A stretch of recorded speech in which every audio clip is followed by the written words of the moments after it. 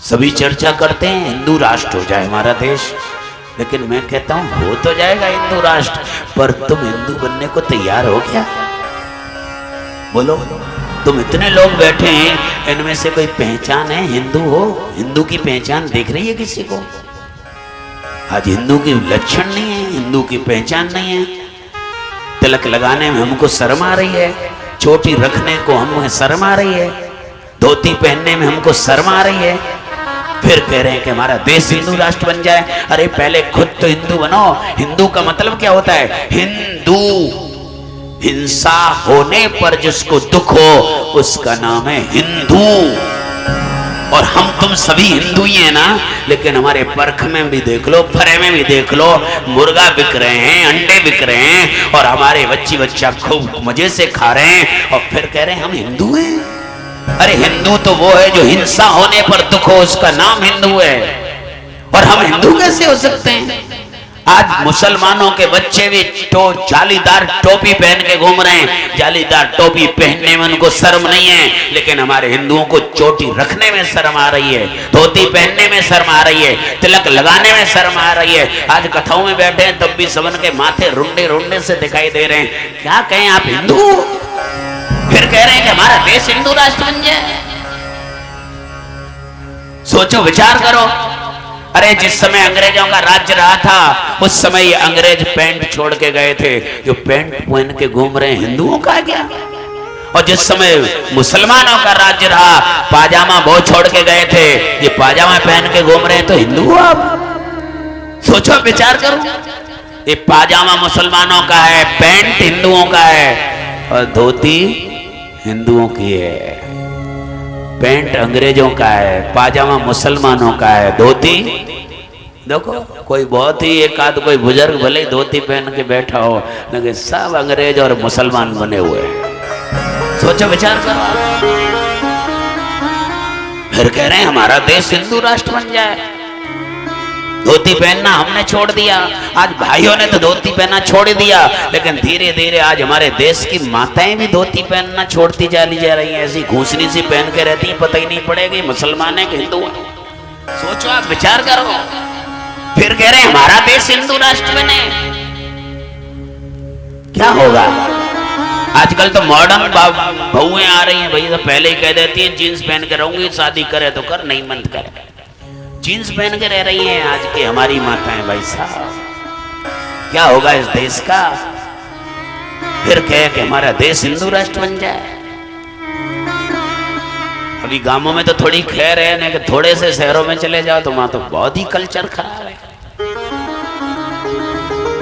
मैं कह रहा हूं हिंदू राष्ट्र बन तो जाएगा, लेकिन खुद तो हिंदू बनने की कोशिश करो। कथा में भी तिलक लगाने में शर्म आ रही है लोगों को। कथा में भी तो तिलक लगा के, कम से कम यहाँ तो तिलक लगा के हिंदू बन के बैठो। और ये कैमरा पूरे विश्व में कथा जा रही है, ये पूरे चैनलों पे जा रही है। लोग क्या कह रहे हैं कि ये मुसलमानों को कथा सुना रहे हैं कि हिंदुओं को कथा सुना रहे हैं। न किसी के माथे पे तिलक है, न किसी के माथे चोटी है। सोचो, चोटी रखने में हमको शर्म है, तिलक लगाने में हमको शर्म है, धोती पहनने में हमको शर्म है, और फिर कह रहे हैं हमारा देश हिंदू राष्ट्र बन जाए।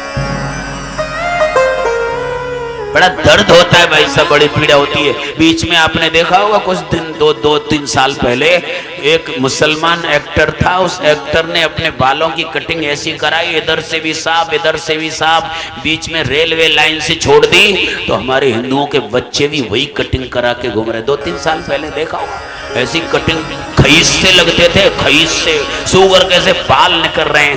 मैंने कहा ये कौन सी कटिंग है भाई, शर्म नहीं आती? एक मुसलमान एक्टर ने ऐसे कटिंग की, आज हमारे हिंदुओं के बच्चे वो कटिंग करा गए। एक मुसलमान एक्टर ने फटी जींस पहन ली, तो आज हमारे हिंदुओं के बच्चे फटी जींस पहन के घूम रहे हैं। शर्म नाम की चीज नहीं है। फिर कह रहे हैं हमारा देश हिंदू राष्ट्र बने।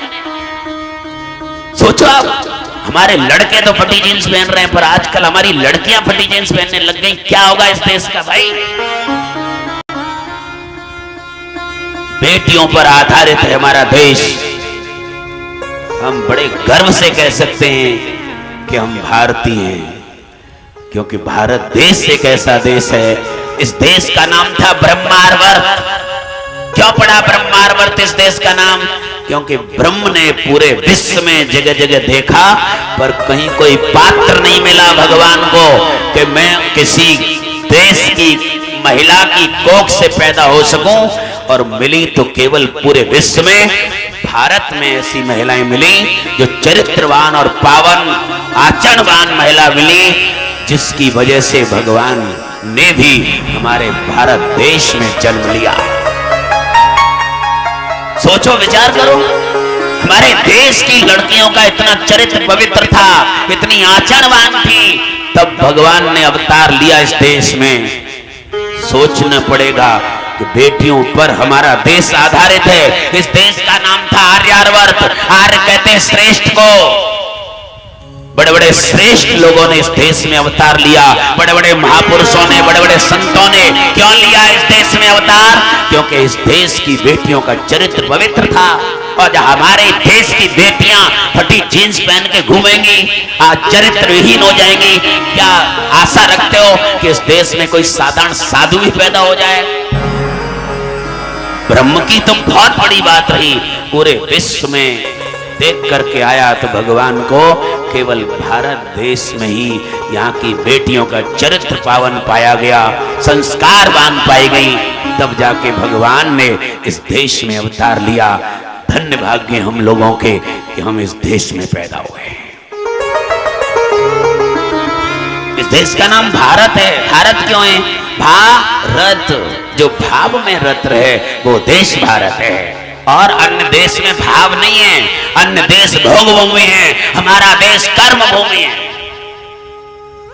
कितनी तारीफ करें हम इस देश की भाई साहब, गर्व होता है कि हम इस देश में पैदा हुए।